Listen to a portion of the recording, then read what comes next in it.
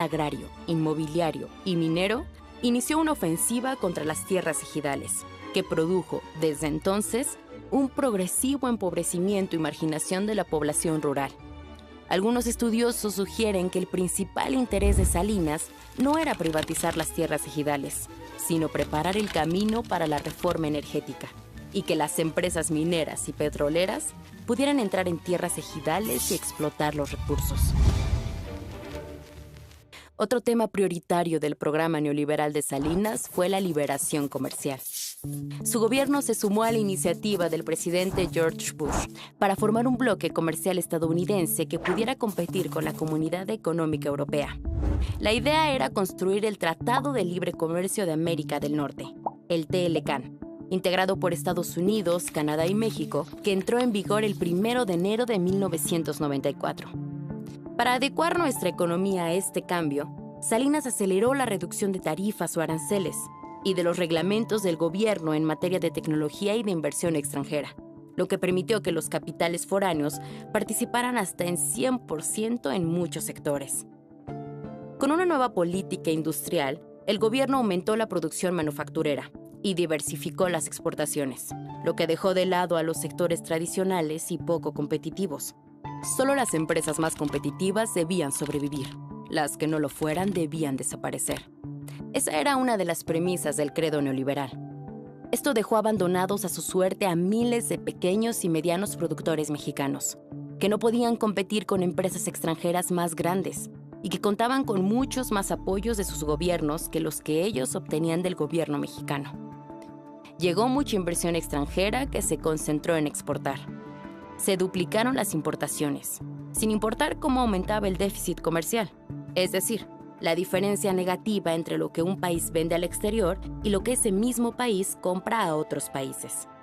Pero lo más importante en términos sociales fue que miles de productores y pequeños empresarios mexicanos, hombres y mujeres de los distintos sectores productivos, fueron barridos por la apertura comercial y tuvieron que cerrar sus negocios y buscar otras fuentes de subsistencia. El sector exportador creció y ha seguido creciendo desde entonces, mientras que buena parte de la economía mexicana se fue quedando rezagada, lo que ha provocado mayor pobreza, marginación y migración del campo hacia las ciudades y hacia Estados Unidos. Al parecer, a finales de 1993, Carlos Salinas de Gortari había superado la crisis de legitimidad con la que había iniciado su gobierno. Y en un sector de la opinión pública se percibía la ilusión de que México iba a entrar, ahora sí, al primer mundo. La prensa internacional calificaba el resurgimiento de nuestra economía como el nuevo milagro mexicano. Sin embargo, a lo largo de 1994, se encadenaron una serie de sucesos que transformaron el sueño liberal en una pesadilla. El 1 de enero, el mismo día en que entró en vigor el Tratado de Libre Comercio, se levantó en armas el Ejército Zapatista de Liberación Nacional, el EZLN, integrado en su mayoría por indígenas de Chiapas.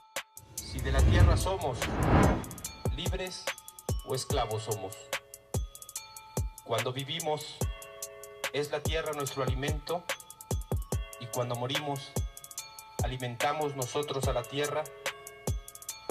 La tierra nuestra es esa la que llaman tierra de nadie.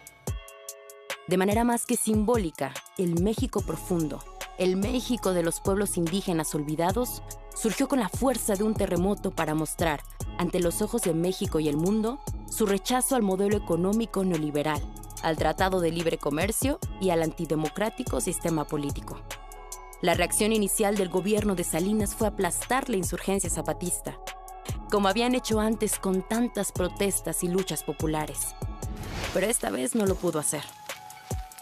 La enorme movilización popular que apoyó a los zapatistas detuvo la masacre y obligó al gobierno a negociar con los sublevados, en medio de un gran impacto mediático nacional e internacional. No obstante, el diálogo por la paz quedó inconcluso y fue heredado al siguiente gobierno. El ambiente político, de por sí agitado, se complicó más cuando el candidato presidencial del PRI, Luis Donaldo Colosio, fue asesinado el 23 de marzo de 1994, al término de un mitin en la ciudad de Tijuana.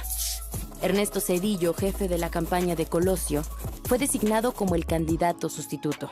Era el único que cumplía con las reglas electorales y garantizaba la continuidad del modelo neoliberal. El temor de la gente a que la violencia siguiera creciendo hizo que el candidato priista, Zedillo, venciera ampliamente al ingeniero Cuauhtémoc Cárdenas y al panista Diego Fernández de Ceballos en la contienda presidencial. Al final del sexenio de Carlos Salinas, el país que había tratado de inventar siguiendo el sueño neoliberal empezó a resquebrajarse y entró en crisis. La preponderancia neoliberal en México ya nunca sería la misma. La confianza de empresarios e inversionistas perdió fuerza. Por eso he venido a decirles que el gobierno de la República canalizará más recursos al programa de solidaridad. Lenta y soterrada comenzó la fuga de capitales. El proyecto político transeccional de Salinas se desmoronó, pero lo peor estaba por venir. Días después de haber entregado la banda presidencial a Ernesto Zedillo, estalló una crisis económica de efectos devastadores, similar a la de 1976 y 1982. El economista alemán Rudi Dornbusch señaló: la responsabilidad es totalmente del expresidente Carlos Salinas y su obsesiva preocupación por la inflación. Las reservas bajaron hasta niveles inmanejables. Las deudas se dolarizaron. Los vencimientos se acortaron. Había que seguir tocando la música para que nadie se diera cuenta de que el emperador estaba desnudo. Naturalmente, todas las medidas que trataron de prolongar un año más una estrategia moribunda ayudan a entender la severidad de la crisis que siguió. Y Salinas, quien aspiraba a pasar a la historia como el gran modernizador de México, tuvo que huir del país. La sombra de la corrupción lo ha perseguido desde entonces. En 2009, Miguel de la Madrid confesó en una entrevista que se equivocó al designarlo como candidato, pues no tenía los elementos de juicio sobre la moralidad de los Salinas. Lo acusó de robarse el dinero de la partida secreta y a su hermano Raúl de tener vínculos con el narcotráfico. El segundo gobierno neoliberal resultó un gran fracaso.